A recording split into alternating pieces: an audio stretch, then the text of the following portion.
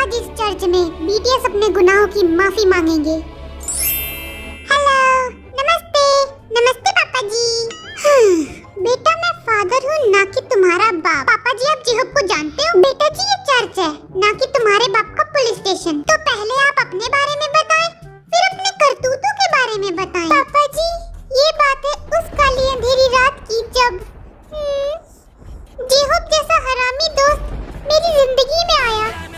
मैं, जिमिन और जेहोब एक साथ एक रूम में रहते हैं। एक साथ चक्कर क्या है बेटा जी? तुसी नॉटी ना बनो, बस मेरी बात सुनो। अच्छा ठीक है सुना दो, लेकिन जल्दी, मुझे चर्च का प्रसाद खाने जाना है। कल रात की बात है, मैंने जेहोब को किसी काम से बुलाया। उस समय वो नहा रहा था और वो बाथरूम से ऐसे ही बाहर आ गया, एकदम नंगा, बिना कपड़ों के। जब मैंने उसके बुब्बू को देखा, मेरी फटके चार हो गई। तो तुमने अपनी आंखें बंद क्यों नहीं की? क्या तुम भी जेहोब को नंगा देखना चाहते थे? तुम तो शक्ल से ही बेशर्म लगते हो। तुम्हारी भलाई इसी में होगी कि तुम ये सब भूल जाओ। और कोई प्रॉब्लम है तो बताओ। हाँ मेरी एक और प्रॉब्लम है पापा जी। बताओ, बच्चा डरने का नहीं। अबे बुढ़े याद तो करने दे। संस्कार सम्मान को आग लगा दिया तुमने। थोड़ी तो इज्जत करो मेरी। याद आया क्या? मुझे उस क्यूट जिमिन के बारे में कुछ बताना है। हाँ बताओ बच्चा। तब से मैंने उसे टीवी पे देखा है, मैंने उसके बारे में बहुत कुछ सर्च किया है। वो अपनी चीजें साफ रखता है, रोज नहाता है, अच्छे से प्रैक्टिस करता है और स्टेज पे भी आग लगा देता है। He is a perfect guy for a girl। तो प्रॉब्लम क्या है?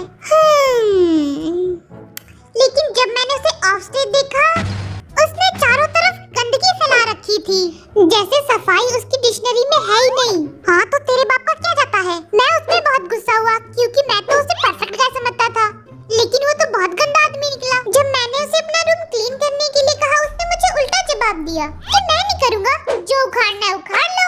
वो तो हमें ऐसे ऑर्डर देता है जैसे वो इस देश का राजा हो और हम उसके नौकर। वो तो हो ही बेटा तुम। जिमिन की इन्हीं हरकतों पे मुझे बहुत गुस्सा आता है, मन करता है उसे गोली मार दूं। जब भी मैं उसका चेहरा देखता हूँ, बदले की आग लग जाती है मेरी आंखों में। पापा जी अब आप ही बताओ मैं क्या करूँ इस जिमिन का? आपने अभी जो अपने मुंह से मीठी मीठी वाणियाँ बोली है ना, कड़वी वाणियाँ थी ये। हाँ इन्हीं को शुद्ध करना बहुत जरूरी है। आप जरा पास में आए, मैं इन पे मंत्र पढ़ूंगा ताकि आपकी जिंदगी में सब कुछ ठीक हो सके। कौन से मंत्र? आप पास तो आओ। इतने पास चलेगा? नहीं बेटा जी, थोड़ा और पास आओ और अपनी आंखें बंद कर लो। अब खड़े हो जाओ, थोड़ा और ऊपर। हाँ शाबाश। अब अपने होठों को पास मिलाओ, थोड़ा और थोड़ा। हाँ कमीने कमीने। शायद अब तुम्हारी जुबान साफ हो जाए। जी पापा जी थैंक यू, अपना ध्यान रखना। तू तो मुझे घर पे मिल साले, तेरी जान ले लूंगा। आज ही मैं पागल खाने जा रहा हूँ।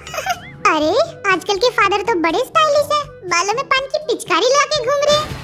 तुम्हारी प्रॉब्लम क्या है? तुम यहाँ किस लिए आए हो? My baby. आप बीटीएस को जानते हो? वो डायनामाइट वाले? नहीं वो डायनामाइट वाले। हाँ मैं जानता हूँ, मैं उन सब में से बड़ा हूँ। क्या ये बात सच है? आपको पता है सबसे छोटा कौन है? कौन है? जिन। उसके कंधे इतने लंबे हैं कि हम उस पे कपड़े सुखा सकते हैं। तो सुखा लो, प्रॉब्लम क्या है? मुझे एक ही प्रॉब्लम है कि वो मुझसे ज्यादा हैंडसम है, इसीलिए कल रात मैंने उसका रेजर छुपा दिया ताकि वो शेव न कर पाए। ये करने से तुम्हारा रद्दी पर फायदा नहीं है बेटा, वो नया रेजर खरीद लेगा। ये बात मेरे दिमाग में क्यों नहीं आई? क्योंकि तुम्हारे पास दिमाग नहीं है बच्चा। क्या तुमने उसे उसका रेजर वापस कर दिया? नहीं, मैंने उसे दफन कर दिया। क्या? तुमने जिनको जिंदा दफन कर दिया? ये तो मर्डर है। तुमने इतना बड़ा पाप क्यों किया? इसके लिए तुम्हें भगवान भी माफ नहीं करेगा। नहीं रेजर को। देखो तुम टैलेंटेड हो, हैंडसम और करोड़ लड़कियों की जान भी। Thank you. और मेरी जान भी माय बेबी। कौन गधा कह रहा है कि तुम्हें शेव करने की जरूरत है? ओह माय गॉड, दाढ़ी में तो तुम एकदम बवाल लगोगे। धोती फाड़ के रुमाल।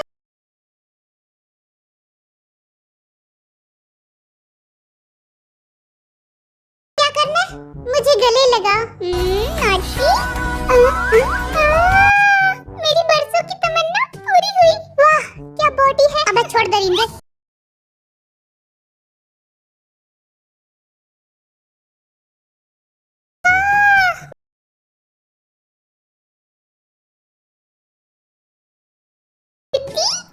नमस्ते फादर। वो कुछ दिनों से मुझे उल्टियाँ हो रही है, इसका मतलब ये नहीं